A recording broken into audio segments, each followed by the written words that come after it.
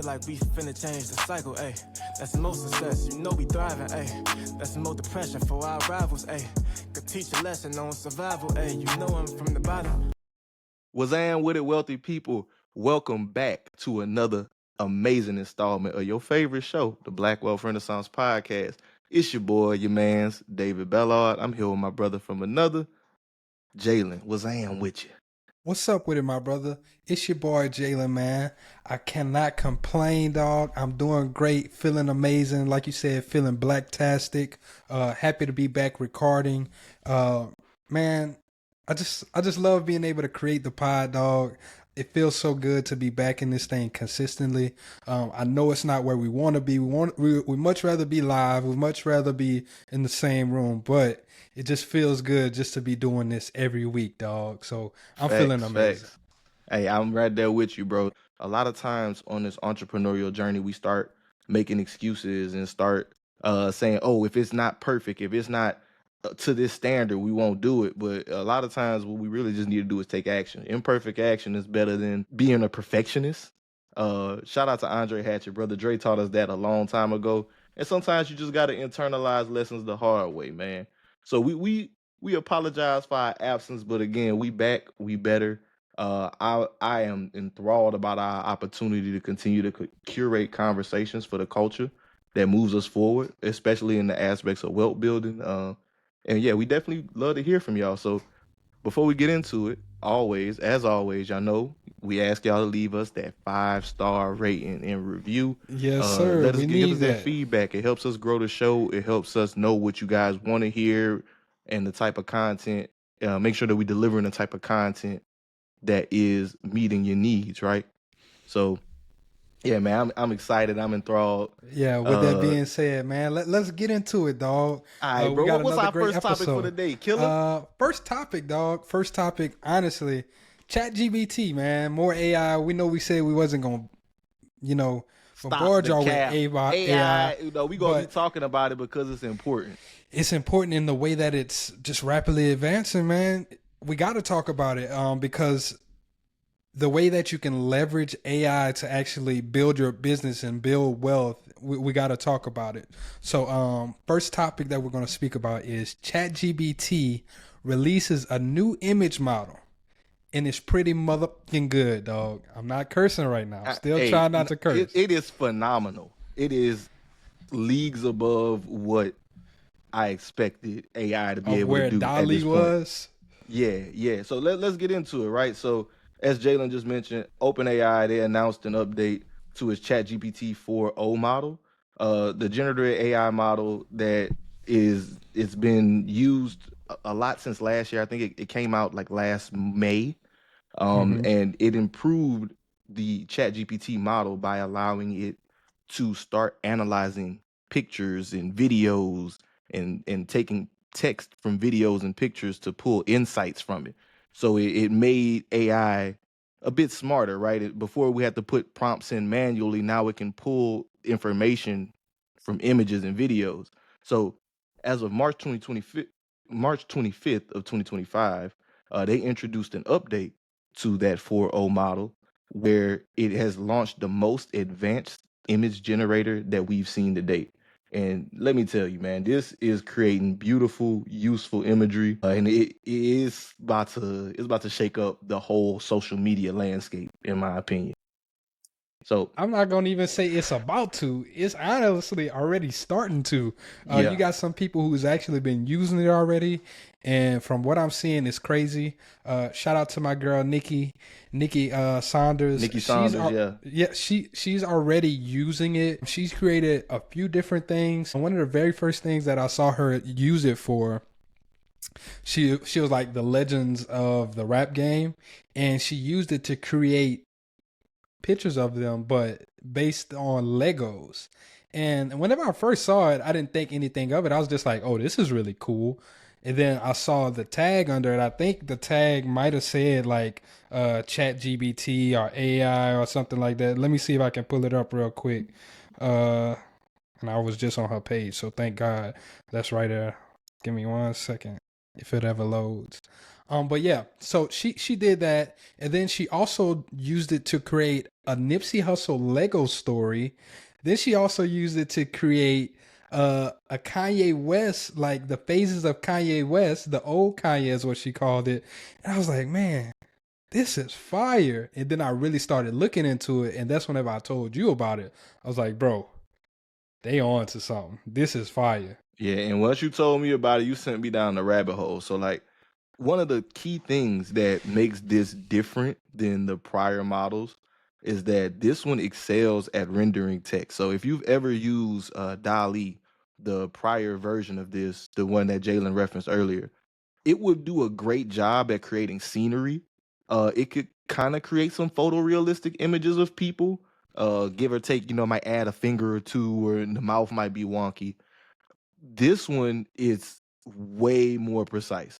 Uh, on the prior models, if you asked it to make something with text, it might have one line of the text that's right, then everything else is like some fake language, or it's flipping letters and that crap doing all was kind of terrible at the janky text, stuff, dog. right?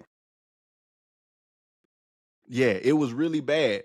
But like with the new model, with the image generator N4O, it follows prompts so much better, right? And to Jalen's point, what he was talking about with the thing that Nikki did, it has now character consistency, which is something that it also struggled with in the past. So I've used AI to assist in creating characters for graphics, and that's something that it struggled with, right? You can create an animated cartoon graphic with a proper prompt. You could even take a photo of yourself and make an animated version of yourself using ChatGPT. But what the issue would arise is if you wanted to take that same character and make them do different things and make them maybe position themselves different or gesture differently, you would end up with a different character after a couple prompts. Now there's character consistency, and the model is learning how to build upon the conversation that you're having and what you're trying to create. So it is becoming incredibly useful for content creators, and it's putting graphic designers in the hot seat, dog. Like, man, I ain't gonna lie to you. So I think it's twofold. Like you said, it's definitely putting graphic designers in the hot seat. Because now you're gonna have to be really good. You're gonna have to have fast turnaround rates. amazing turnaround. I also think about, as a graphic designer, how can you leverage it, right? Once again, because AI is great, but there's still humanistic things that AI misses, right? There's certain styles and everything. Well, I'll get into styles later, but there's certain styles that certain graphic designers have. There's certain things that a graphic designer will add, or layering, or anything like that a graphic designer will excel in. What I think is you can use it to start as your base and then use it to build upon to kind of cut down that that turnaround time, and to kind of help you with your creations. But whenever I talked about styles, you talked about uploading a picture of yourself. Something that's been going on is actually the style of anime that a lot of people been using. Studio Ghibli. Yes, Studio Ghibli. So since this released, a lot of people started using the Studio Ghibli style anime to make themselves animated or to tell stories, and they're actually kind of pissed off right now because it's like, damn, we've spent all these years developing this style, doing these things for this style, which I think it might be copyrighted. So that's something that I also feel like could start to blur the lines, or like how does that part affect other businesses whenever you are using AI to generate other stylistic things that are unique to one particular brand. It definitely raises the question about like free use and copyright. Because I mean, you're not directly using the content they created, but you're using their style, right? Their brand's trademark. So I definitely can see how that presents a challenge. But going back to that point with with the graphic designers. Yeah. I don't think that it is the death of graphic designers, honestly. While I said this, it puts them in the hot seat. I think graphic designers have an advantage because they understand the language of design. So now they can actually put better prompts in? Exactly, right? So as somebody who is unfamiliar with designing things, yeah, simple prompts can give you good results with this model, right? It focuses on using natural language and taking what your idea is and creating it. But those people who are able to intricately detail things are still going to be at an advantage. Like, if hey, chat, I want you to give me a gradient background and I want you to feather the third layer and doing all of this crazy stuff. You know what I'm saying? Like, yes, like stuff like that. If you can, in a text prompt, intricately detail what's going on, you definitely have an advantage as a designer, and it can still help you. Like, you can cut down on that turnaround time. You can cut down on the need to make content, right? So for us personally, and I want y'all, full disclaimer, y'all gonna see some AI infographics on the BWR page, baby. Oh yeah, it's just coming. Calling it like I see it. Infographics have been something that has been a staple with what we do, right? Again, we like to curate conversations for the community and provide information on wealth building. Well, one of those things that we've always historically done as Black Wealth Renaissance has been breaking information down visually with infographics.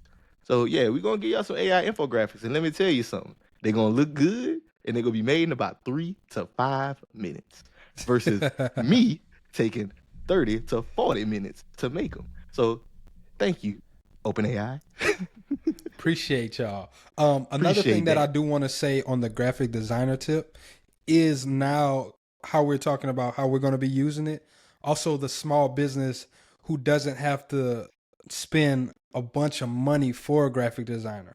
They will have to get good at prompting these things. They will have to get good at communicating with AI on what they want, which I think a lot of people struggle with whenever they're talking about graphic designs in general, because I've spoken to a lot of graphic designers. One of my line brothers is a graphic designer, and he always talks about... Shout out to Big Will, man. Yeah, shout out to Will, man. Shout out. He done made some fire infographics. Yeah, and the logo. He done made some fire stuff for us. Shout out to Will. So, like, that's something that I've and bro was in Queen and Slim. Yeah, bro was in Queen and Slim. But that's something that he's talked to me about before, right? Like, you know, people don't really know how to convey what they want to get done in an infographic or whatever type of graphic. A lot of people would just say, hey, I want it to look good. I want it to come out fire. Or I want it to pop. Like, they're using those. Make something dope. No. My favorite, I think he said his favorite one is, I don't know, man, just make it look good. Yeah, man, you got free range, you got free control, free creative control. And so I think that that's going to be a bottleneck, or a hurdle that a lot of people who will begin to use this will have to get over, is learning how to describe what they would like. But once you learn and once you figure it out, I do think it will help a lot of small business owners with creating graphics that they need for their business, with creating different marketing material, with creating different things that can help them propel themselves. And it's relatively cheap because you're paying $20, you get access to the image generator, but you're also getting access just to ChatGPT in general, which once again, it can really help you out if you use it the correct way for your business, right? One of the biggest things that me and you speak about is using it to really organize your thoughts, right? You're not using it to just give you ideas, but whenever you speak to it, you know, you tell it, hey, these are some of the things that I would like to do. I kind of need help fleshing this out. Or you give it what you're already working on, and then you ask it for ways to improve, ways to, one of the things that I use ChatGPT for is for show notes, bro. Like, I'll write the show notes out. I'll type it out. I'll do everything that I want to do, but then I'll throw it in the ChatGPT and I'll say, hey, optimize this for SEO for me. Give me different things that would make this more searchable. Give me things that would allow this to reach a broader audience. And I use it for that, and it helps out a lot. See, and the thing I want people to hear when they hear this, right? AI isn't infallible. It's not like it's perfect, but if you use your my intellect, boy, you breaking out the big words today. My hey, boy said infallible. It was another word that you said earlier whenever we first started. I was like, okay, I see he using that big vocabulary today. yeah, AI isn't infallible though. Like it's not. It can make mistakes. It's not perfect, but to Jalen's point, whenever you use your own intellect as the basis for it, it can definitely add rocket fuel and speed up decision making processes. It can aggregate information and help you as a business owner perform more work and get more done in a shorter period of time. So when it comes to me, final verdict on this, I don't think that this is gonna be a bad thing at all for anybody in the graphic design space. I don't think it's gonna be bad for anybody in the business space. To the points that we've made already, you still have to be able to create effective prompts. If you can't create effective prompts, none of this matters. So prompting will be a skill that I see get birthed out of this. And people who learn how to do that effectively, they're gonna be the ones who win. That's where I stand, and that's kind of where I see this going. What about you, Jalen? I agree on the prompting. I do feel like once again, people are going to be put out of a job, especially crappy graphic designers. Once again, I see the people, the good graphic selection, designers, baby. Natural selection. Yeah. The good graphic designers. Anyway, nigga. Chill out, bro. The good graphic designers, I think they're going to be okay. I think they're going to still, the cream always rises to the top, right? Facts. Creme de la creme. But once again, I think the crappy ones are not even crappy, right? People who might just be getting their foot into the door. Mediocre. Call them what it is. I wouldn't even call them mediocre. Novice. Okay, let me give a nicer word. Yeah, novice. Bro. There's people who they probably will become great in the long run. But if you're just starting out, some people, they got it. Like, they're going to be good. But some people have to build that skill. You have to put in those 10,000 hours. So I feel like those people, the novice, the new graphic designers will probably be the people who suffer the most from this technological advancement in AI. I tell you who gonna suffer the worst. Them Canva template warriors. Yeah, I ain't gonna lie. They on your ass. Open AI on your ass. You was over here just taking Canva templates, taking advantage of people who didn't know nothing about graphic design and just plug and playing. Yeah, it's changing over with. Colors and everything. It's over with. Yo, I say that, but the people that you taking advantage of still ain't gonna know how to use AI. But what they really gonna do is they just go. We on to you, buddy. We on to you. All they gonna do it, bro, is they gonna switch from using Canva to using this and still get their ish off. Possibly. Yes, indeed. Well, that about wraps it on that one. Moving into the next topic, man. This is a big one, right? So the state of Mississippi announces its plans to eliminate state income tax in an effort to seek more talent and jobs. Right. So what's going on in Mississippi? Right. Number 50 out of 50. What's popping with Mississippi? What's going on with the SIP? Man. Mississippi.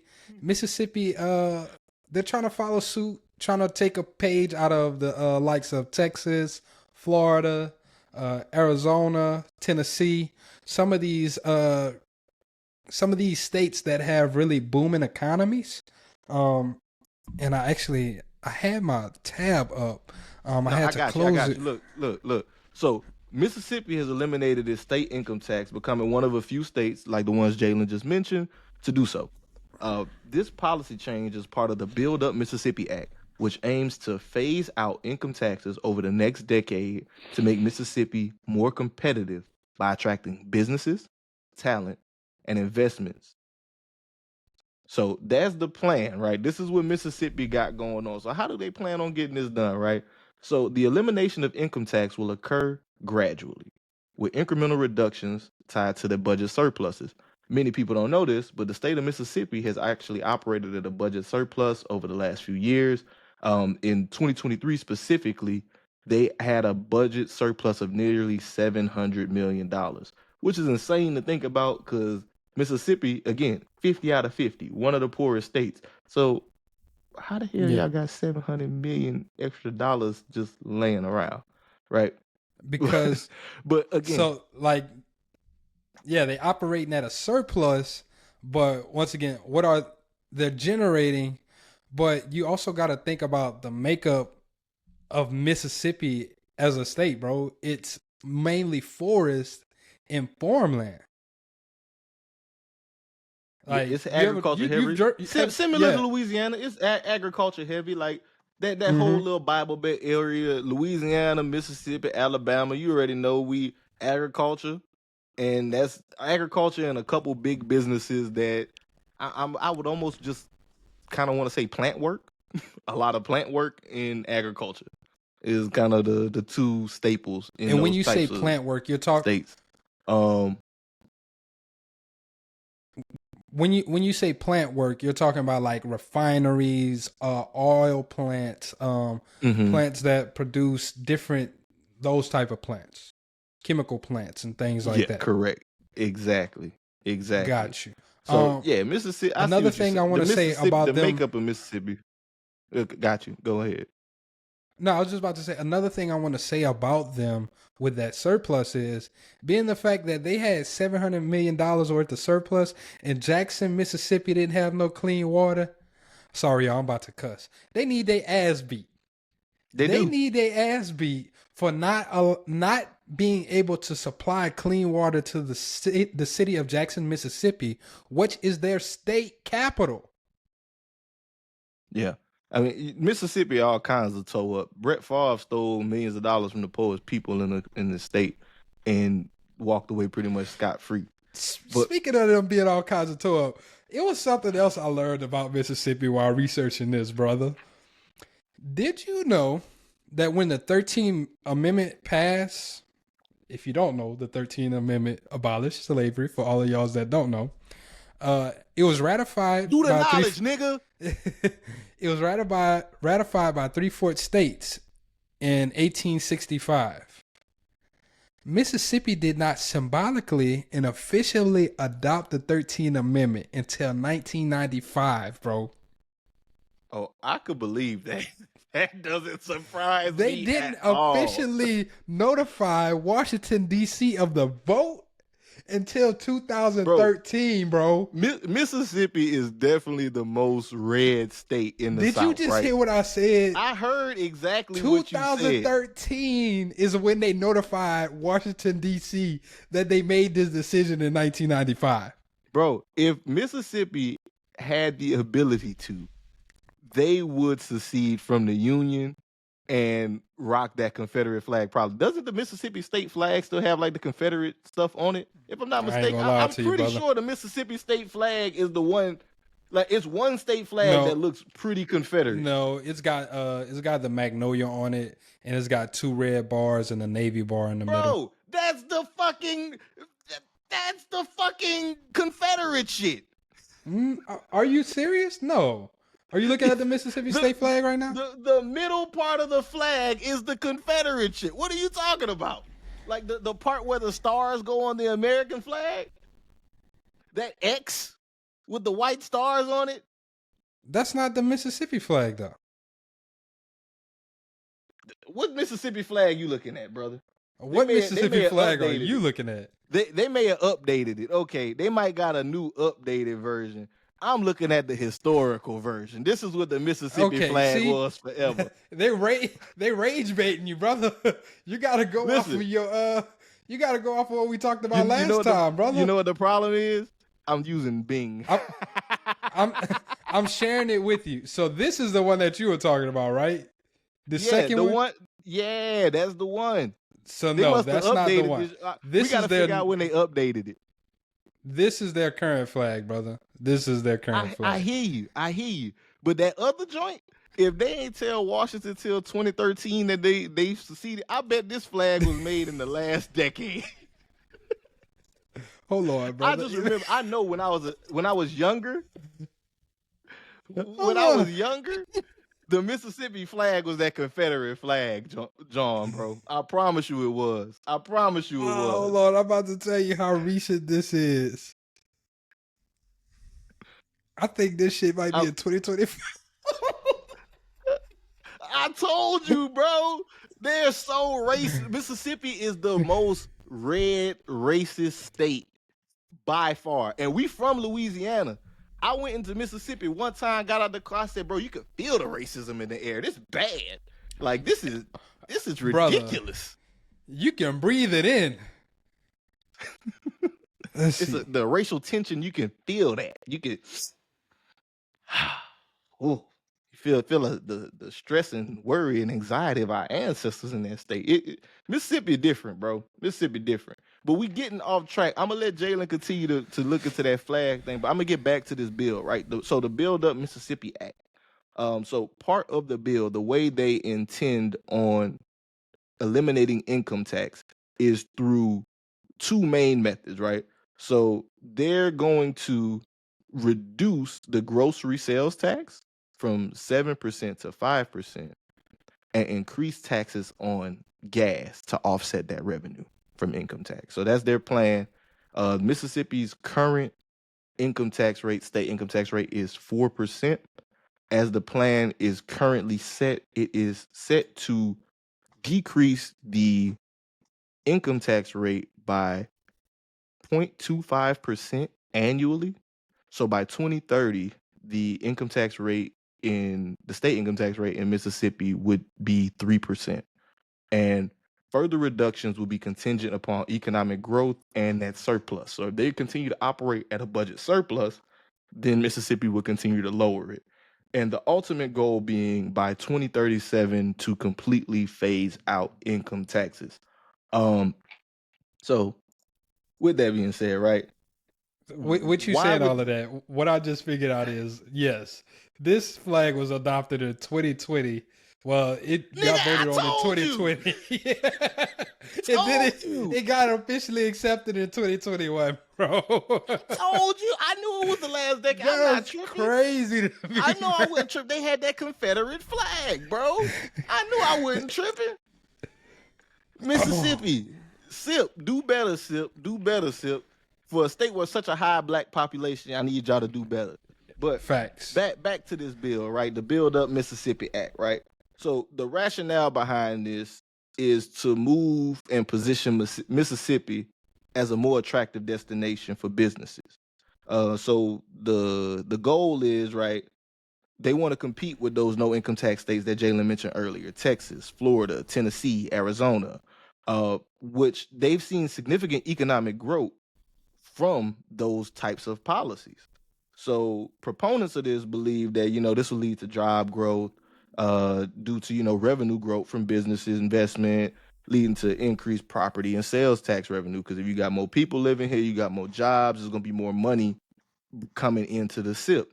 And that has worked for Texas and mainly Arizona. Arizona is currently, we were talking about AI at the beginning of this episode. Arizona, those that ain't paying attention, has become the AI hub of America. TSMC is building a factory out there. I want to say Intel has a factory out there to develop microchips. Electric cars are huge in Arizona.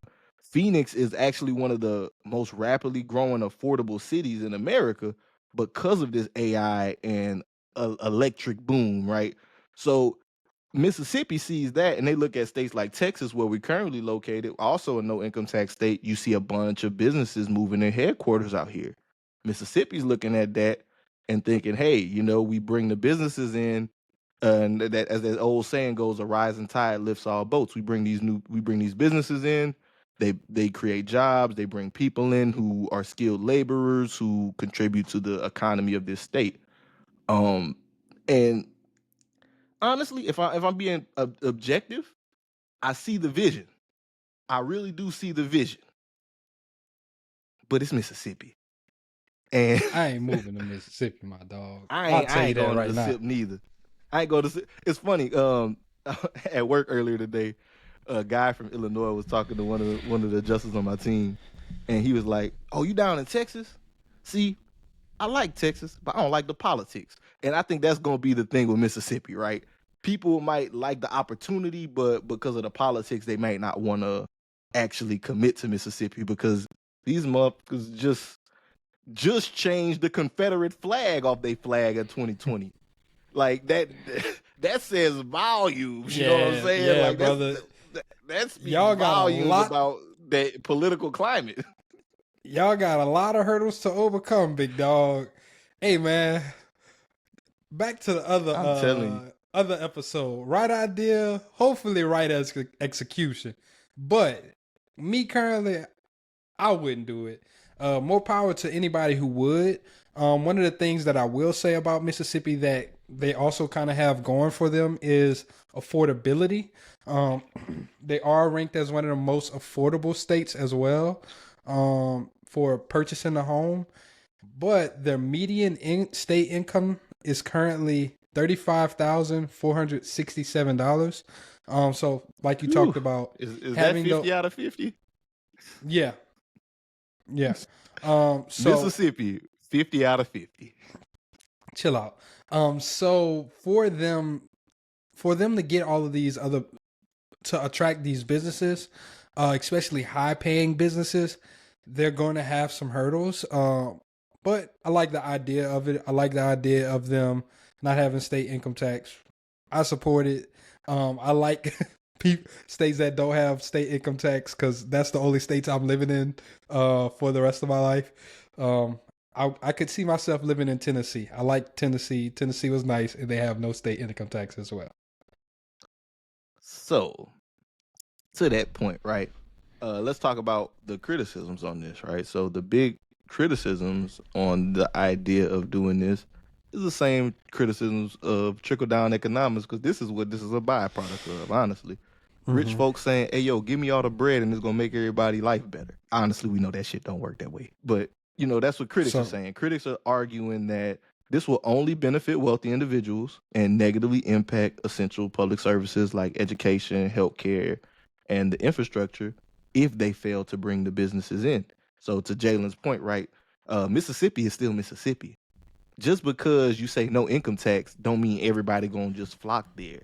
It's a lot of challenges and hurdles about that environment that the socioeconomic portions of Mississippi, the people, right? Like you can't just change a people in an area just by bringing more opportunity there. Like if people are used to poverty and destitution, that doesn't necessarily mean that they're going to scale up and go get these types of jobs. It sounds like it's going to be more of a situation where you intend on just bringing people in and kind of get more transplants, making the poor poorer and making the people who are the skilled laborers that come in richer. Which presents a problem. That approach that Tulsa did. You know, Tulsa, they were giving out that grant if you move to Tulsa. I think they'll give you like a $10,000 grant. I think if they start throwing in those type of incentives to get people there, it could also help. Another thing that I kind of want to point out whenever you're talking about some of the uphill battles that they have to fight, Mississippi also ranks worse for children being uninsured. So they have one of the highest states with children being uninsured, 5.5%. They also have one of the highest rates for child mortality too. So out of every 100,000 kids that are born, 9.9 kids die, which in the relative, like, it's high, but 9.9 out of 1,000 to me isn't terrible. But by the numbers, that's a bad number. Brother, by comparison, how bad is that? Yeah, I don't know. Is it 50 out of 50? Mississippi is one of the worst places in the country, but surprisingly, final verdict from me on this, I actually think this will work. Just because of how America is. I'm going with my Simon Cowell. It's a no for me. They ain't gonna work, dog. That was Randy Jackson, dog. it's a no for me, dog. Randy, Simon, you could Paula. tell you were watching American Idol with your mama and them growing up. Actually, my girl and her mom was watching my mama it had over the that weekend. Shit on faithfully, dog. That's funny. So yeah, me personally, I don't think it's going to work. I feel like there's a lot of hurdles that they have to overcome. You could possibly see it in the next 25 to 30 years or 40 years. Maybe you'll see this. But right now, nah, I do not see people flocking to Mississippi. I vehemently disagree. I definitely see this happening over the next decade. It kind of segues into our next topic. And the reason I see it happening is because of this next topic, right? So rolling into it, right? Mm-hmm. America has a problem, a big problem. And that problem's name is private equity. Hot take for me, man. Private equity is going to kill America. I don't even think that's a hot take no more at this point, bro. It's literally happening in front of us. Like, it's literally happening. Since the 70s, we've talked about this multiple times on the pod. Since the 70s or 80s, you've seen this divergence from the wealth that America is building and the cost of living and pay for people. So, like, America's getting wealthier. Pay is staying pretty much stagnant. Cost of living is going up. And it's this squeeze, right? So all this wealth is being generated. The country is getting wealthier. But where is this money going? Who's making the money? Where's the bread? Private equity. The bread private equity got the money, with brother. The private equity companies. It's actually a clip that I want to play for this. BlackRock, Blackstone, State Street, Apollo. I could keep going. KK&R. These are all companies that we've seen rise and build trillion-dollar asset values, and they're taking over. I'm gonna let my brother get to his clip before I get into it further, right? She's a runner. She's a track star. In greater numbers than they ever have before. What are they doing? So, like, on Robert F. Kennedy Jr.'s podcast, the first time I was on there, I told him about a group called Champions Group. I talked about it on InfoWars today, too. On Robert F. Kennedy Jr.'s podcast, I told him they're acquiring large swaths of an entire industry. Champions Group is HVAC. And in the Southwest, they've bought up like 85 HVAC small businesses. But they didn't just buy them. They didn't just buy it. They paid for the name, image, likeness of the former owners so that they could keep looking like they were a small business. Yeah. Then they installed unified software across all of the thousands of trucks. And so no matter who you call to come look at your frozen air conditioning or condensation line, they're each going to quote you a 3 times higher price than they ever did before. Yep. And they're going to say, oh, I mean, you don't trust me, call these other guys. And everyone comes out and they're all charging more money all of a sudden. Then they say, wait for it. Oh. They say, don't worry, you can't afford this. I know it's 3 times as much as it used to be, COVID, inflation, greedflation, whatever. They're going to say, don't worry, we'll finance it for you. All we'll that bullshit. like this. They'll say, just sign right here. They're not going to hand you a truth in lending statement like they're required to by law. They're going to hand you this iPad. You're going to squiggle it and you're 85 years old and it says $100 a month. And you're like, oh, I can't afford it, but I'll try. And then on your first missed payment, they're going to exercise what was in there that was a lien on your house, and they're going to take your house from you. It's so hard to understand how hard it is to even find out what a small business is anymore. Guys. Sheesh. So, like I said, it's a problem. I know for a fact that that's happening in the HVAC space, because I have a homie who actually has an HVAC business. Shout out to my guy Zoe, man. He just won his first government contract, working at a university. So shout out to him. But he was telling me some stuff. He's telling me some Zoe, man. We gotta give people their applause, man. He was telling me, like, this is competition that he was seeing as operating his small business, right? Like, as he's going to service homes and residential, he was like, this is pressures that I'm getting. He was like, they even offered to buy his business, but he was like, that's just not the route that I wanted to go, because they were going to make him an owner operator, or I think is actually another term for it, but they're going to buy it out. He was going to be able to do all the day-to-day operations, but he was just like, I'm against private equity, so I couldn't go with it. Man, And that goes to illustrate exactly the point why I believe that Mississippi stuff will work, right? Because with private equity, what we're seeing is a consolidation across industries. So, interesting statistic that I found, right? From 1996 to 2025, the amount of American publicly traded companies actually fell. In 96, there were over 8,000 publicly traded companies in America. In 2025, there are less than 4,000. At the same time, globally, the amount of publicly traded companies that you can invest in doubled from 25K to over 50K. So what we've seen is consolidation at its highest form over the last roughly 30 years, right? We've seen private equity firms gobble up industries and buy up a bunch of the small operators, like you're just saying, to basically squeeze them for profit. So we really want to get into private equity, right? So what is private equity and how do they make money? So essentially, what private equity firms do is they acquire companies with the goal of restructuring them, making them more efficient, and then selling them for a profit in the future, in the near future, might I add. Usually The 5 to 7 years.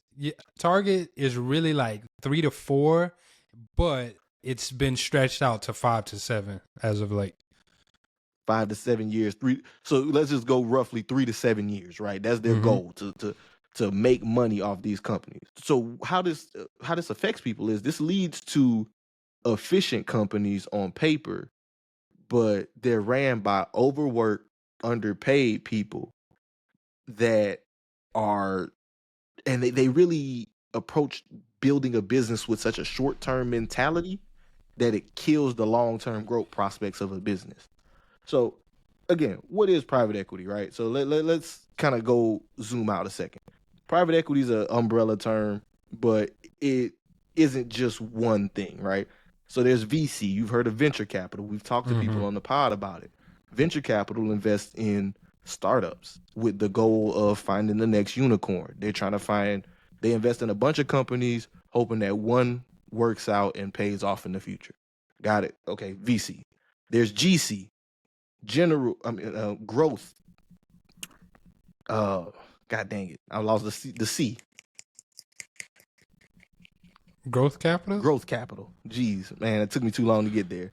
So what the growth capital companies do, similar to what we just talked about, they buy small operators of profitable businesses, and then they take those businesses, bundle them up, and try to make them more profitable, eventually to sell them.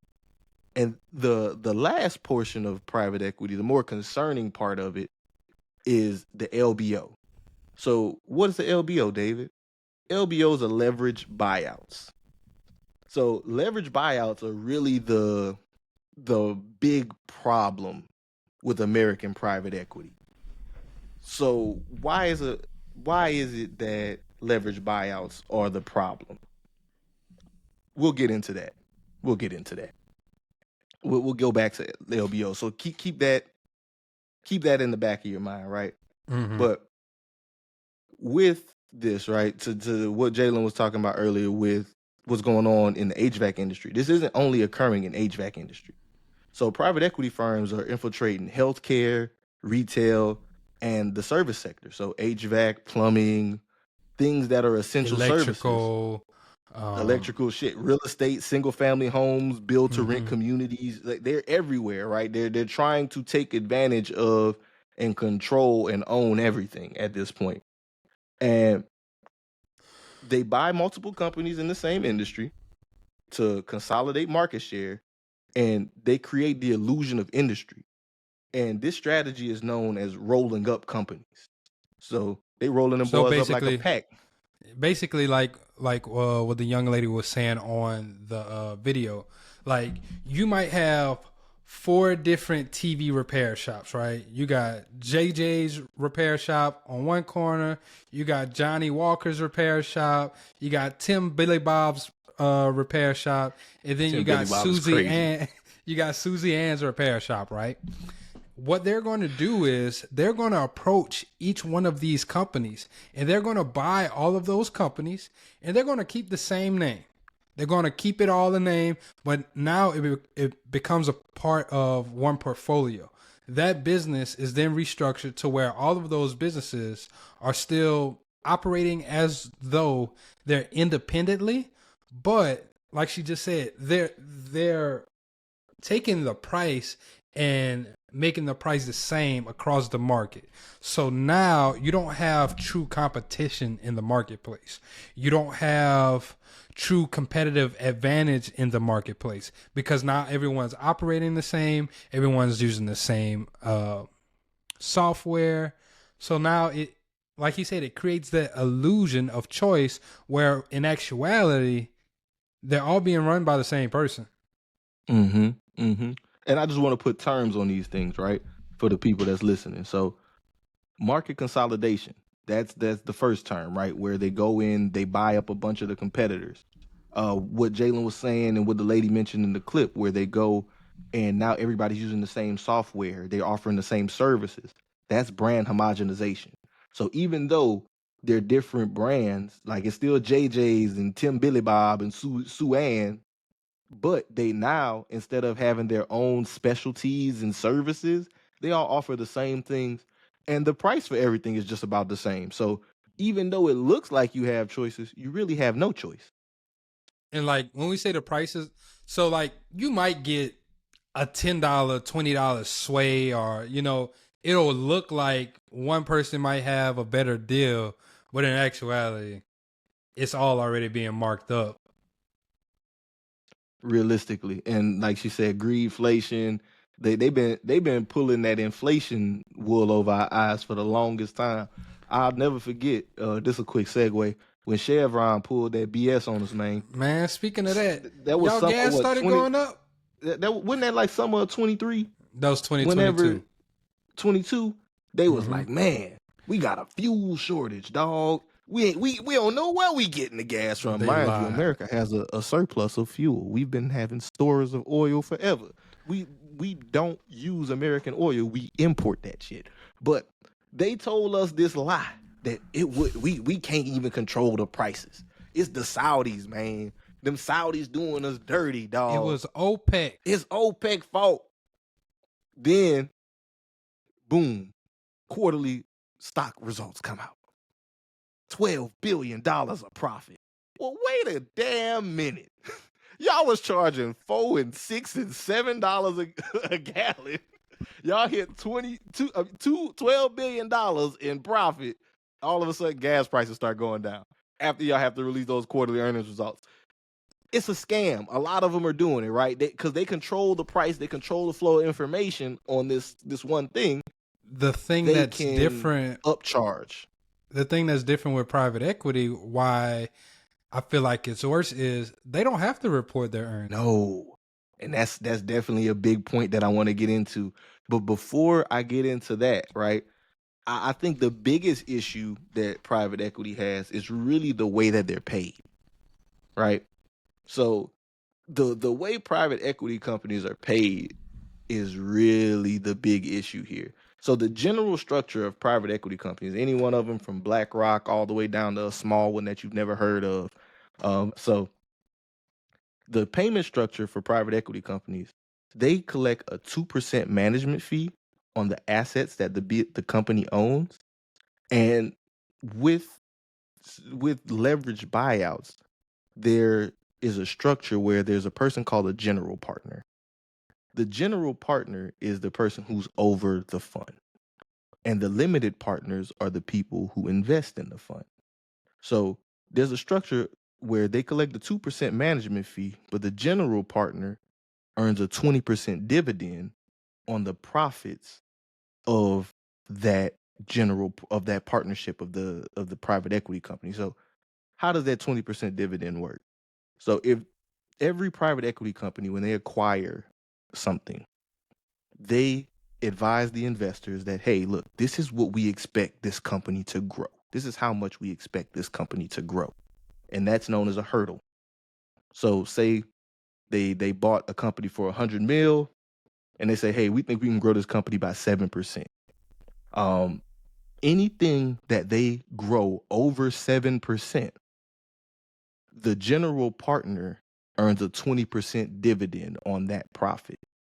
So what it really does is create that short-term mentality that we're talking about, where their goal is, because remind you, they're trying to sell this in three to 7 years.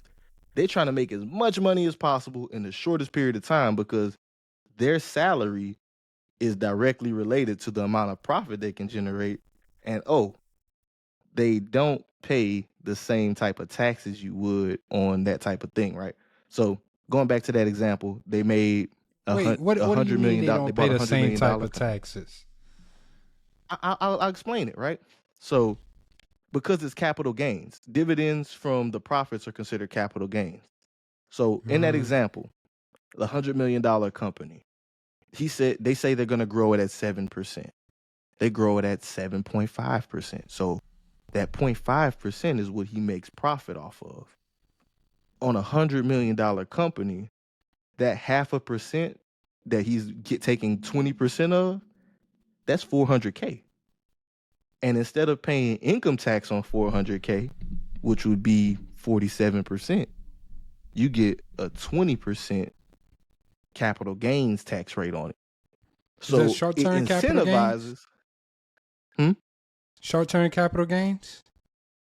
The 20%. Well, I don't think it's considered short-term capital gains. That's the long-term capital gain tax. I want to say is 20%. Short-term, I want to say is higher. Y'all double check. Always make sure you do your due diligence. But yeah, right. So you made $400K, paid 20% on taxes on it, which is actually less than somebody who makes $50K a year. So like it's incentivized for these people in these positions to try to squeeze as much value out of these companies as possible. So how do they squeeze this value out, right? This is where the real problem comes in with private equity. And the way they do that is through cost cutting and really minimizing expenses. That's really the big thing that they do.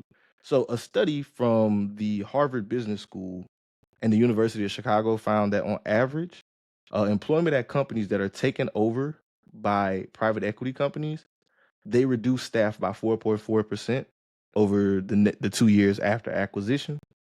And another study that was interesting when it comes to just how this whole thing goes, right? Whenever private equity companies take over in the healthcare space, particularly, analyzing Medicare data from 2005 to 2017, nursing homes that are owned by private equity companies actually have a 10% higher mortality rate because of the way that the cost-cutting measures that they take, right?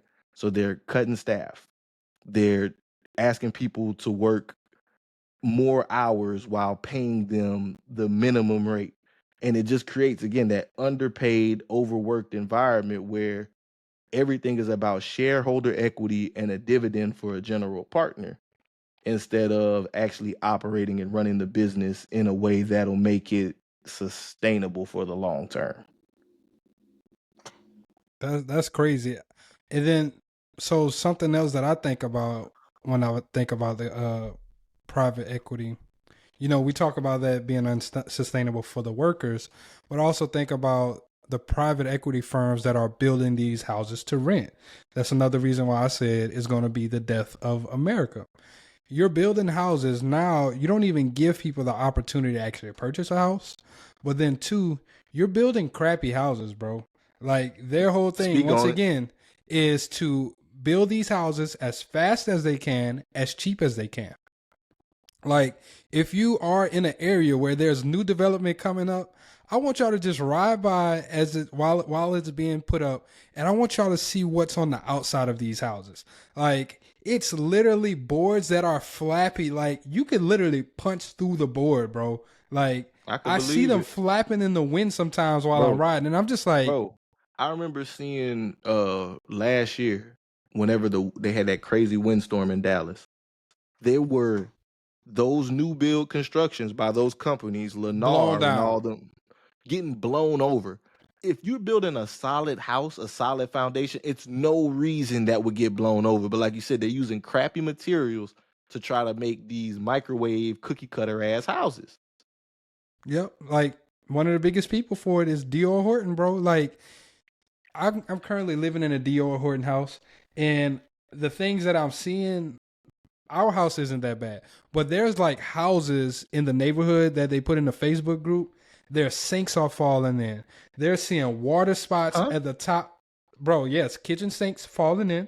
They're seeing water spots at the top from condensation because their HVAC units were put up incorrectly, installed incorrectly. You're also having issues with like plumbing issues. You're having issues with like settling. So your drywall, which I have seen, like there's some parts where like the nails are backing out, it's cracking.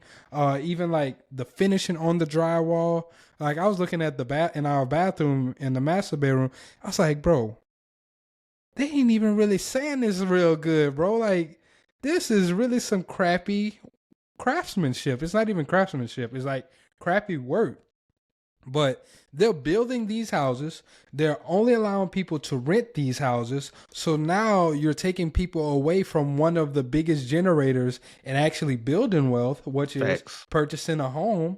So the biggest generator of building wealth. We just talked about that last episode. The biggest generator of building wealth, right? So now you can't even buy a home. You can live and you can rent in it. But then once again, you're also controlling the market of the raising the rents, right? Now you own 1,000 homes in the area. Now, as rents go up, there's no competition once again within that to where you can be like, hey, let me go over here and go get another house. You're actually siloing that sector of the economy into staying into your crappy built homes that aren't going to last long.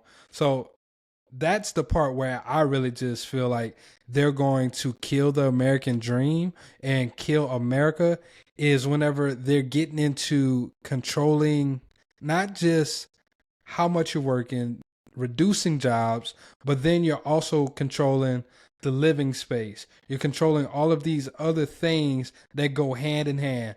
Now you're also controlling the services that I go to for the crappy house that I live in that you built. And you also own the HVAC, the plumbing, you own the electrical company, you own all of these things giving me crappy work. And you trying to tell me I will own nothing and be happy? Hell nah. But I'm glad you brought up the housing thing, because I want to go back to leverage buyouts, right? Mm-hmm. So leverage buyouts, I kind of alluded to them earlier, but I want to keep going with this house example. So with leverage buyouts, it's essentially like a mortgage for a business, but it's one interesting twist to it. So you as a consumer, you go to get a mortgage on a house that's just for shits and giggles. It's $1 million house. Mm-hmm. You come with 10% down, you got $100K, you borrow the remaining 9. But you're an investor. You don't want to live here. So you live here for a year, you move out, and then you rent the property out, and then you use the revenue from the rent to pay the mortgage, right? Well, private equity firms do the same thing, but there's one key difference. Instead of you, the owner, keeping the mortgage that you got for the debt you went secure, the person who's living there is the one responsible. So the business is responsible whenever it comes to private equity. So in a leverage buyout, these companies, these funds, they come with a portion of their own money, and then they borrow the remainder. So pause before you get too deep. So once again, I purchased the house for $1 million. Am I the company or am I the individual? You're the individual and the company. The individual is the company in this example. You're the investor. You as an investor and the company are one and the same. Okay, you so secured I purchased the debt. it for $1 million. You secured the debt. Okay. Yes. You put some of your money up, you secured the debt. But Where it differs versus the individual investor in private equity companies is if you were to move out and you put a tenant in there, yeah, the tenant's rent is going to cover your mortgage. But if they move out, you still owe for that mortgage. Who still owes for the mortgage? The renter still owes The for the mortgage? No, the owner owes for the mortgage. If you were an investor, right? If you went get this mortgage, this debt stays with you. Where it's different for private equity companies is the person, the business that they acquired is responsible for the debt. So in the example of a mortgage, in the example it's of like it the being a home. renter, the renter would then take on the mortgage. That's crazy. Insane, but they don't get right? to participate in any of the actual advantages of owning the home or owning the business. So, not really because of the shit that the private equity companies do. So, as we mentioned, right, one of the things with private equity is that their goal is to make as much profit in a short period of time. Mm-hmm. And one of the most nasty, diabolical strategies that they do to do this is whenever they are, okay, so more back in the leverage buyouts, right? With LBO, they look at the assets of the business and they use that as a part of the thing to secure the financing. So once they've secured the financing, what they then do after they buy the business and strap it with this debt is they start selling all their assets. Okay, and then so pause one more time. So once again, look, we're just going to use the HVAC company. I'm the HVAC company that's being acquired. I have three trucks. I got compressors. I got an actual building that I own. I've got a whole bunch of other equipment and everything. That's the assets that they're leveraging, right? Yeah. So they leverage those assets to secure financing. And then after securing the financing, they start selling the assets to investors, then leasing it back to the company. So the building that you owned as a company, if you owned it free and clear, you didn't have no payments on it, all you was paying was taxes on this, they then sell it to an investor for a short-term profit and lease it back to the company. So what it does is they earn a commission on the sale.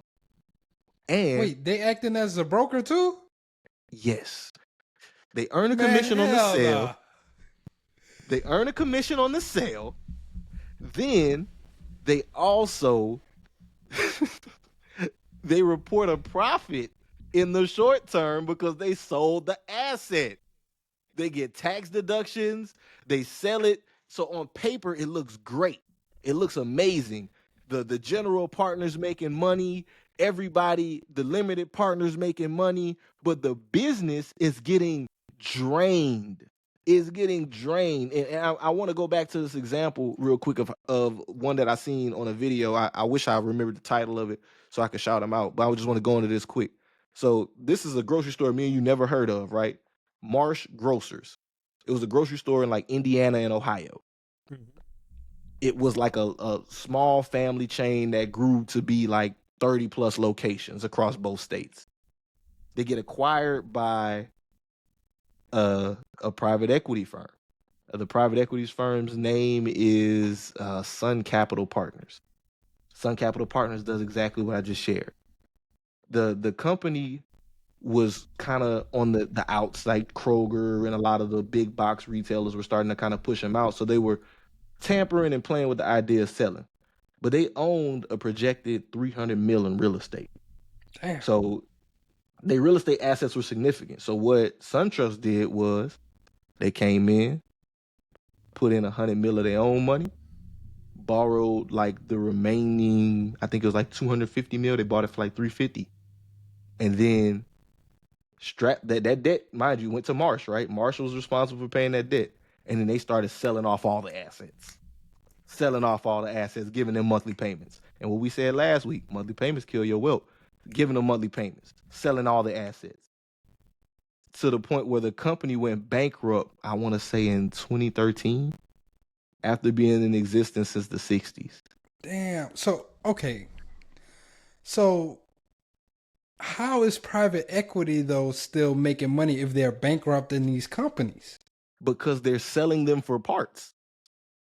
They're squeezing all the profit out. They're cutting staff. They're trying to minimize expenses in every way. So they do every cost cutting thing you could think of, from using cheaper equipment to trying to hire cheaper staff. They're doing everything to cut corners and make things operationally efficient in the short term, so that on paper, and they be cooking the books a little bit, you know what I'm saying? That on paper, it looks like a viable business, but then they try to sell it off to an investor, and then, you know, things fail, like and file bankruptcy, like Toys R Us or Red Lobster. That's crazy. You want me to tell you, Jersey Mike's actually was recently acquired by private equity. Damn. I know, dog. Why they're gonna stop slicing the meat in the store? They're gonna start buying. Hopefully they don't mess up the big kahuna, dog. Hopefully they don't mess up the big kahuna. That's cut. Hey, we gotta stop talking about Jersey Mike's though. They ain't got too much free promo. Hey, Jersey, y'all want some more promo? Y'all come at us, man. We talked about y'all 2 weeks in a row. We did. Shout out to Big Dave's. Yeah, we talked about them last week. Shout out to Big Dave's in Atlanta. Y'all check out our episode with Derek. His name is Derek Hayes, brother. There we go, man. I was trying to get there. You wasn't helping me. My fault. Yeah, check out our episode with Derek Hayes. Yes, we sir. did that one a couple years back. But yeah, they got a fire cheesesteak, black-owned cheesesteak out there, and ATL, and I think he's expanded to North Carolina. He's franchising and expanding. Yeah. Yes, sir. Yeah. Yes, indeed. So yeah, that's crazy what they're doing, though, man. Once again, I feel like this is going to be the death of America, or at least will cause the next big recession. Oh, for sure. And I think the reason why that's going to happen is because something you said earlier, the lack of transparency. So I do have a question with that, right? Because we talked about BlackRock being one of the largest companies. BlackRock is publicly traded. They're just reporting the money that they're earning from the businesses, but they don't have to report it on a business by business case, right? Well, I don't think BlackRock itself is publicly traded. They have publicly traded funds. Got you. So BlackRock has funds that are publicly traded, but they also have private equity funds. Got you. Yeah. So, and kind of just to give another example with how problematic that lack of transparency can be, because public companies, like we mentioned with the Exxon thing earlier, right? They're required to report their profits on a quarterly basis. They're required to keep investors abreast. But with private equity companies, there's not that same level of scrutiny. The SEC and digging all in their business. So a good example of like how this could be problematic is Elon, your boy, man, Elon Musk, right? So we all know Elon, man. We all know Elon bought Twitter. And since Elon bought Twitter, it's kind of become a shit show, if we're just being honest. Like, it's lost users, it's lost advertisers, and the value of the company has been questionably going down. He bought it for $44 billion. I want to say, what that was, 2021, 2022? Somewhere around there. Somewhere around that time, right? So he bought it for that much. And recently, he just sold Twitter or X to his own company, XAI. And he sold it at a $45 billion valuation. So which actually isn't $45 billion, because $12 billion of that is actual debt. So you sold it at a $45 billion valuation to your own company. That lack of transparency, because you don't have to report this. You don't have investors with the SEC that you're reporting this to. This isn't a publicly traded company. So you can get away with a lot more.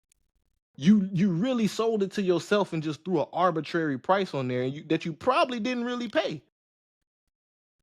It's a big house of cards is what I'm getting at. You know what it reminds me of? House of cards.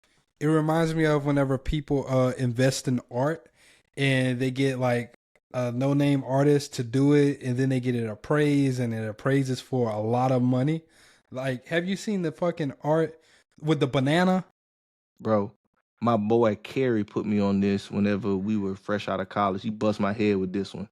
He was like, basically, look, to what you're saying, these artist dudes make friends with well-known and respected appraisers. The appraisers throw arbitrary prices on things, and now it's worth money. It could be, like you just said, a banana, No, a there blank was a white banana. painting. There was a banana, like it's a white painting and there's a banana. You got to change out the banana because it's an actual banana, bro. It rots. I forgot how much it sold for. It's crazy. It's a house of cards, man. It's a house of cards. It just to further illustrate the dangers of private equity. I just want to throw this one more stat out there, right? That short term focus that these. I just pulled up the banana thing. I just got to give context for this.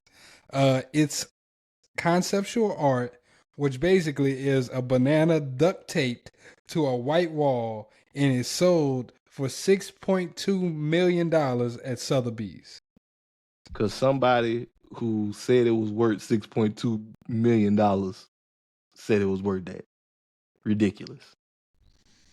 Absurdity. Yes. So again, just back to the dangers of it and how this is going to kill things, right? So this isn't just theory, right? That we're saying that private equity is a problem. So it was found that companies that are purchased with a leveraged buyout, those LBOs we were just talking about, they're twice as likely to fail over the next 10 years than companies who are not involved in that type of really risky debt purchase. So again, this is a bigger problem, and what it's gonna continue to do is further that concentration of wealth, right?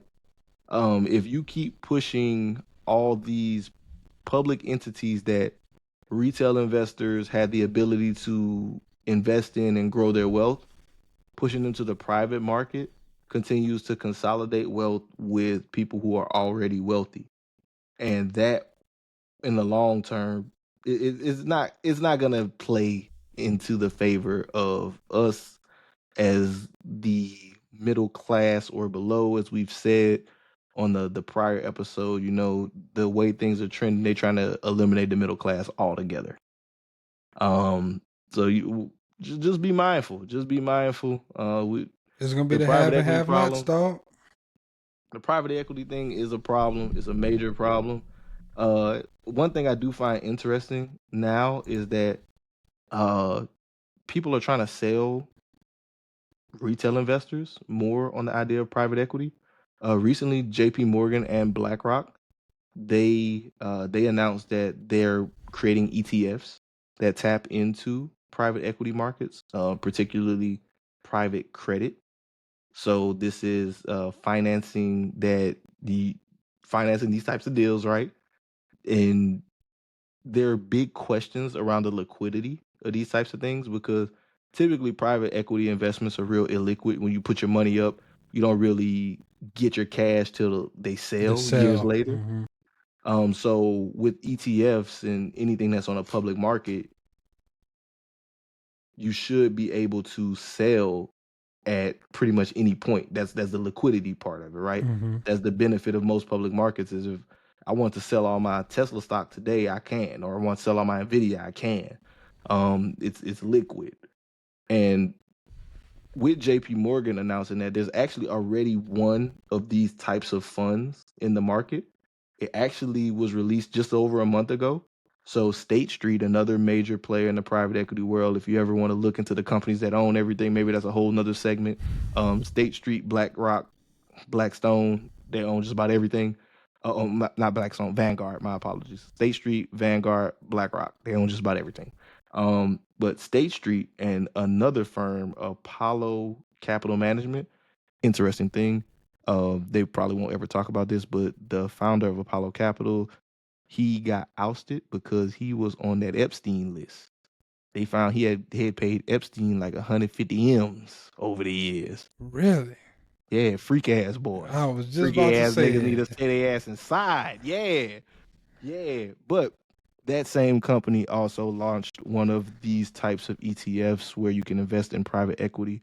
For all the people that are interested, the ticker symbol for that is PRIV. When I last looked, it was trading around $25. It looks like it hasn't had much movement on the price, but there are a lot of questions about the liquidity still with that one, and it is still a work in progress. So again, always do your own due diligence. Don't just hop into some shit. And last thing I want to add on this whole private equity topic, Marcus Colston. We actually reported about this on the page. Marcus Colston, former Saints great wide receiver. Shout out to Marcus Colston. He actually is trying to start a fund that's similar to this. So he is trying to start a fund that invests in private equity through sports assets. So buying sports teams, buying facilities related to sports, and making that available for retail investors. So that's a big goal there. So I'm not saying that, it's always 100% this can't work in every arena, but there's a big problem with private equity in this country. And it is killing the soul of many of the small businesses that have fueled the success and the idea of the American dream. It's killing capitalism. It's killing capitalism. You're not lying. It's killing capitalism. It's creating monopolies in the worst type of way, where we think we have choices, but we really don't have a choice. It's really the illusion of choice and the killing of the entrepreneurial spirit that we hold in such high regard in this country, man. That's crazy. All right, so let's get into our next topic. This actual next topic, brother, it's a little sad, a little melancholy. R.I.P. to George Foreman, dog. We lost another black legend. Yeah, we lost another black legend. George Foreman, the legendary two-time heavyweight boxing champion and a successful entrepreneur, passed away March 21st, 2025 at the age of 76. Let's just post something out for the OG. Post something out for the legend. Nah, man, don't pull nothing up. Throw something on the grill for George, man. You right. Throw something on the grill. Matter of fact, I got the Foreman grill in the. I got me one too. I'm gonna heat mine up. I'm gonna throw some chicken on that thing, dog. I'm gonna make some burgers. We gonna knock out the fat. You feel me? Yeah. But yes, George Foreman has passed. So, just wanted to give him his condolences, give him his flowers. Because George actually did a lot of great things throughout his life. He actually started his journey by winning a gold medal at the 1968 Olympics, which led to his first heavyweight title in 1973 after defeating legendary Joe Frazier. Then after that, he lost notably to Muhammad Ali.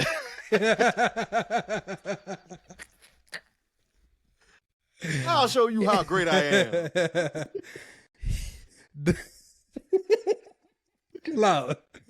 am. He notably lost to Muhammad Ali in 1974 in the Rumble in the Jungle. All I think about whenever I hear that, Ali Boombaye, Ali Boombaye. I remember that Ali movie. I think I actually got a shirt with George Foreman on the ground.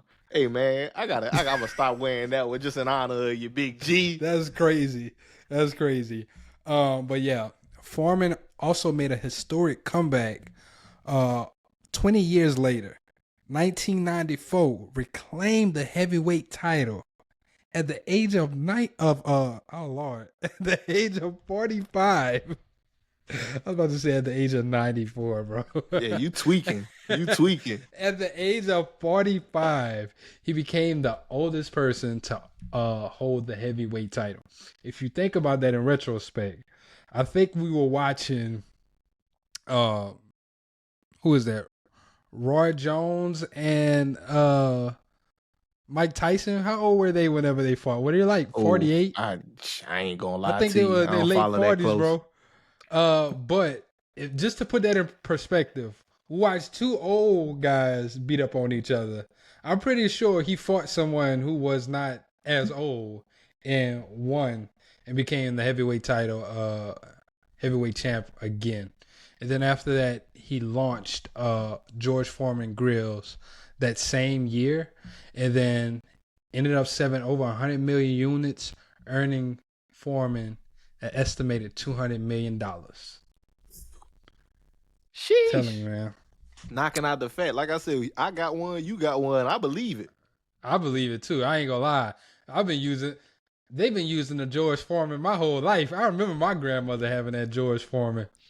Hey man, that Foreman fed the family many times, you feel me? I'm telling you. But yeah, one last thing with him passing. George Foreman's estate will be split amongst his 11 of 12 kids. The biggest thing is all of his sons are named George.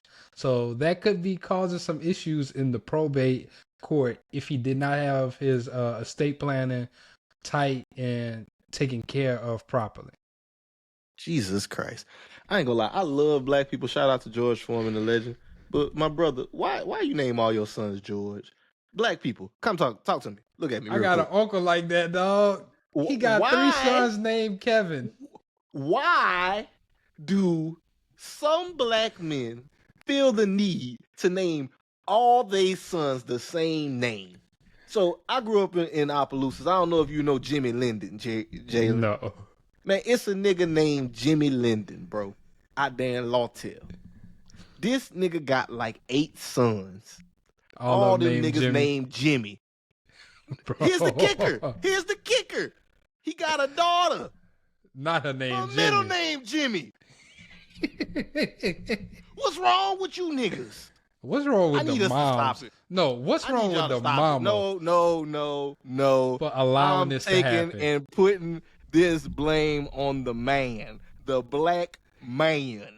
You gotta chill, brother. We get it. You ain't shooting no blanks. You're getting boys. You ain't gotta name them all after yourself, man. I'm a junior. I wouldn't name my son Junior, let alone the 5th one of my sons the same name. It's insanity. But that's crazy. I digress. R.I.P. to a legend, George Foreman. Great man, great legacy. I hope everything goes well with the estate planning side of things. If y'all, everybody ain't wealthy, but estate planning is a very, very important thing. Highly suggest if you or your family need to learn about your estate planning, y'all go back in the BWR archives, go look through the catalog, look for our episode with Lily and Chenkor. Excuse me, Jesus.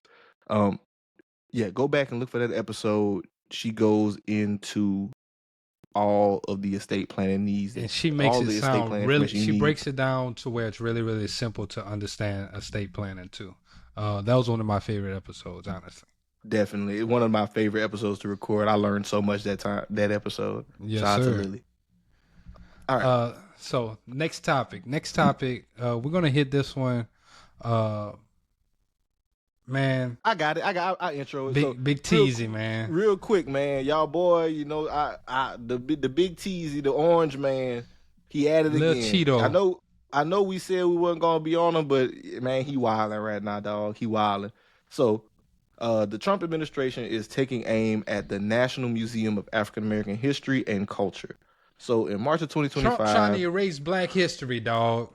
Essentially, not a Black history, American history. American history, but he trying to erase Black history at the same time. Yeah, we'll get into it, right? So, March 2025, Trump issued an executive order. Y'all know y'all tired of hearing that. This one is titled "The Restoring Truth and Sanity to American History," which directly targets the Smithsonian Institution, which is the largest museum, I think, in the world. I know for sure in America. In America, for sure, maybe in the world, right? And I feel like Britain and France got some big ass museums too. They got a lot of historic shit. Britain probably got the biggest one. Them damn crooks, them plunderers, marauders. I digress. That's beyond the point. Yeah. So, but it's targeting the Smithsonian, but particularly it's focused on the National Museum of African American History and Culture. The order is accusing the Smithsonian of promoting divisive, race-centered ideology that misrepresents American history. Under this order, it's giving Vice President J.D. Vance, a dude that's changed his name like 3-4 times, by the way. Did he really? Yeah. The same dude who was just in a group chat with a journalist sending talking about war emojis. plants and everything. Yeah. This guy, right?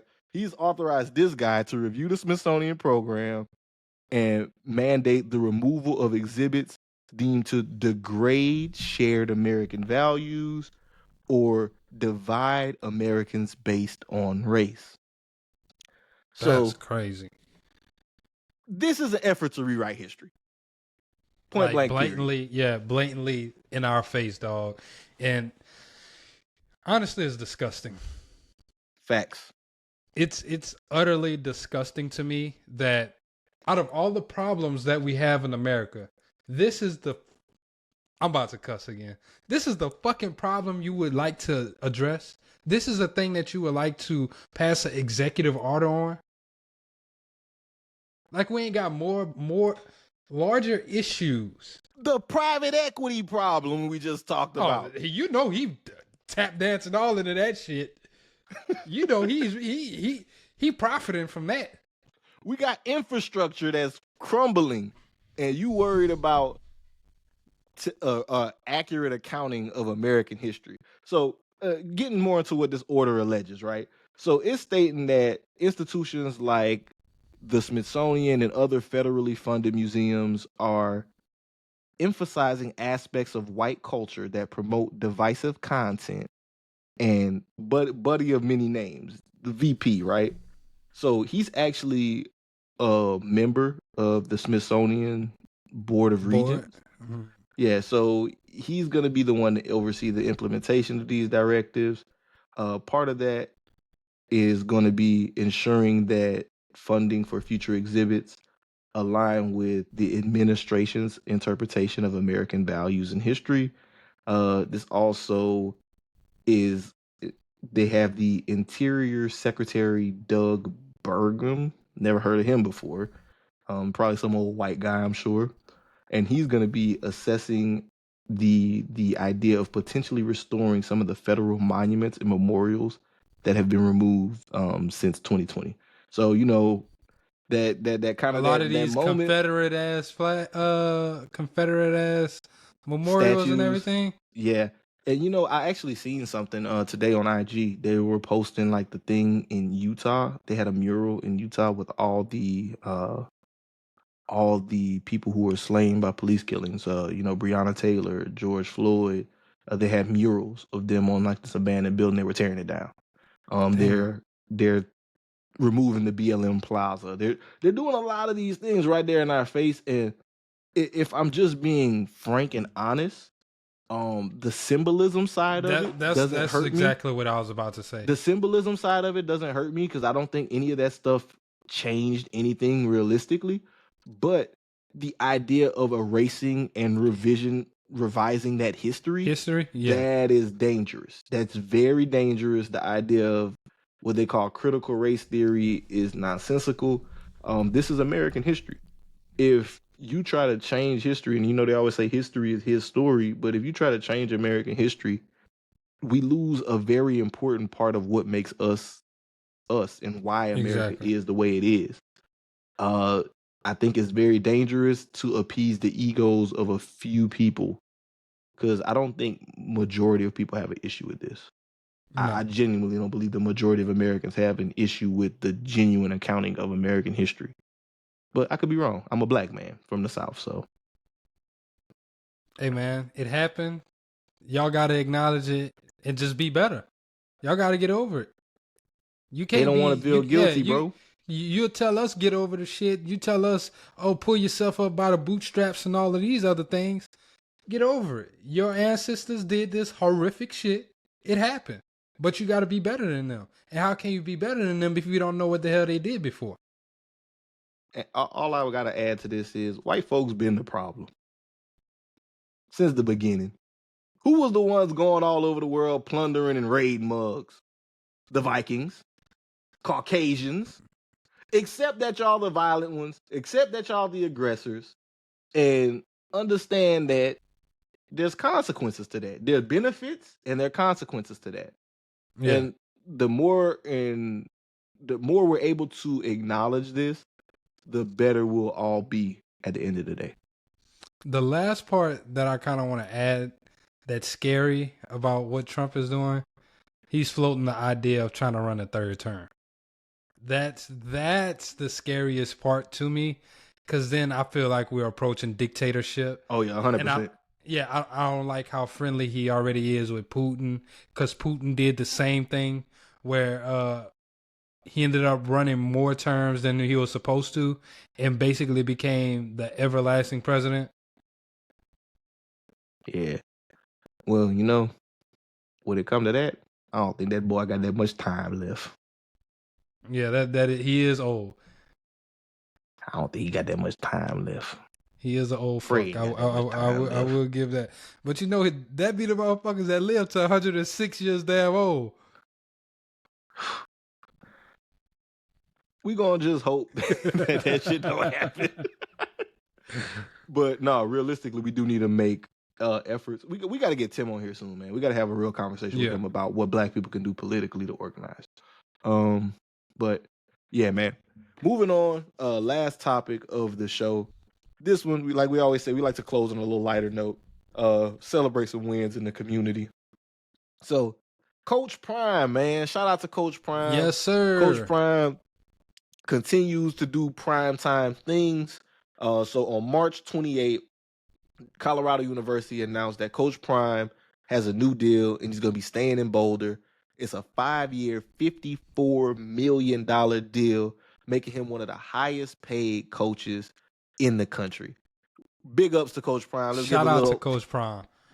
I do want to say, now all the haters can stop the little think pieces talking about he's going to the NFL, he's going to Dallas. Gonna leave just like he did in Jackson. He's going to go with his sons and everything. So shout out to Prime for his new deal. Shout out to the Buffs, man.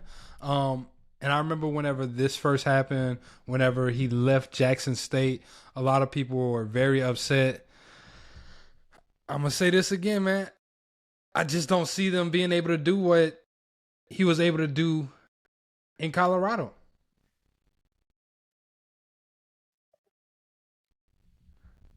Oh yeah, gotcha. But yeah, I just don't see him being able to accomplish the things that he was able to accomplish with Colorado out there in Jackson. Nothing to HBCUs or anything like that. I didn't go to one, but I fuck with the HBCUs. It's just the fact of the funding, the ability to actually get a lot of these different recruits and everything. What Prime did at Jackson State, he was able to build an amazing program in a very short amount of time. He was able to get Travis Hunter to go to Jackson State, who was a top recruit. He was able to win games, win championships at Jackson State. But once again, it just, what he's been able to accomplish since joining the Buffs and the notoriety, the eyeballs that he's been able to do with that program, I think it just speaks volumes to wherever he goes. The man seems like he's anointed, man. He's touched by God. Everything that he's literally done in his life, bro, has been able to excel and become the creme de la creme. Yeah, that's why he is prime time. And I'm sorry, y'all, my camera died. I need to get another battery for that John. But you already know, man, Prime, he revolutionized the game at every level. Even as a coach, he's revolutionized things, man. This is really phenomenal. Like the whole structure of the deal. Just want to kind of get into that. So he'll make an average of $10.8 million per year, making him the highest paid coach in the Big 12 and among the top 10 in the country. So the contract kicks in before the start of the upcoming season. He's going to make $10 million in 2025, $10 million in 2026, $11 million in 2027, $11 million in 2028, and then $12 million in 2029. And that is according to USA Today. For all the people that are worried about Prime potentially leaving, he does have a buyout in there. So first year, I think it's $12 million, and then it gradually decreases. So if he did choose to leave, I think in the last year in 2029, he would still have to pay $3 million to him. But he didn't made his money by then, man. I think this is a good thing for Colorado and college football. Prime has revolutionized this quite literally. Like he's made the whole college football landscape change, and I'm excited to see if he can keep things going in Colorado without that initial class, without his sons, and without Travis Hunter. Seeing if CU can still continue to be a force. Because I think this last year they were like 9-4. Yeah, bro. You know, They the first year they were like 3 You go. and yeah, the first year they were like 3 or 4-10 or something like that. Yeah, I think So they went 4 and they've 10. yeah, they've gotten a lot better. They've gotten a lot better. So I'm definitely looking forward to seeing Prime's continued success. Yeah, man. I'm definitely happy for it. Once again, get your money, get paid, black man. I love it. And then what I love about him getting paid is the thing that he does for those students. He really pours into those students. He isn't just making the money just to be like, yo, you know, I got it or whatever. He had money coming from the NFL. He had money coming from Major League Baseball and all the other things that he's done with his endorsements. He really pours into those athletes, and he really wants to see those younger athletes win. So shout out to Prime for that, man. Indeed, indeed. Well, man, again, I think this is a win-win-win. But that's our show for today, guys. So, as always, we want to thank you for tuning in to another great installment of the Black Wealth Renaissance podcast. As always, if you learned something, if you gained some value from this, man, just do us one favor. We don't ask for a lot. We don't want much from you. We just ask that you leave a little review, man. Just write us some words. Write us some words of encouragement. Write us some words of what y'all want to see from us. It really does make a world of difference to us. I just want y'all to know that. It makes a world of difference to us whenever we get to hear how y'all feel and the way the show is making impact in y'all lives. Facts. And we ain't going to do y'all like Marvin Sapp, man. We ain't going to lock y'all in the church to make y'all leave us a review. The review costs y'all nothing. Just help us spread this knowledge. Help us spread the podcast more. Definitely. I'm locking them doors like Marvin Sapp on y'all ad next time, though. This guy here. It ain't free to sit up in here. Pay me with that review. Oh, that's hilarious. We'll probably get into that on the next episode, man. We ain't gonna have time to cover it tonight, but we'll definitely get into it on the next episode. We gotta go into the church all together, the whole black church. It's not just Marvin Sapp, the whole black church. But we'll get into that black church and how it negatively affects black wealth. Ooh, you about to get us canceled? No, we ain't. We ain't getting canceled. I still love God. Matter of fact, Brother Clap, man, take us out with that prayer, man. Once again, Heavenly Father, I just come to you asking you to let me be a vessel. Thank you for allowing us to share this knowledge that you put into us through this show. Thank you for allowing us to impact people's lives. We ask that this show and the message that you give us provide people with financial... Oh, because I don't want to say that. We ask that the knowledge that you give us allows people to grow financially, grow spiritually, grow mentally, grow physically, and get healthier, Heavenly Father. We ask that you allow them to just really bloom, blossom, become the best that they can be, and ultimately give back onto others and allow them to keep on spreading your word and just to keep on growing financially, spiritually, emotionally, mentally. In Jesus' name, amen. Amen, amen, and amen. Like I always say, from his lips to God's ear, man, we glad that you could join us for this experience. We glad that y'all here. We love y'all. We appreciate y'all. Yes, sir. And until next time, this is Black Wealth Renaissance signing out. Peace. Peace.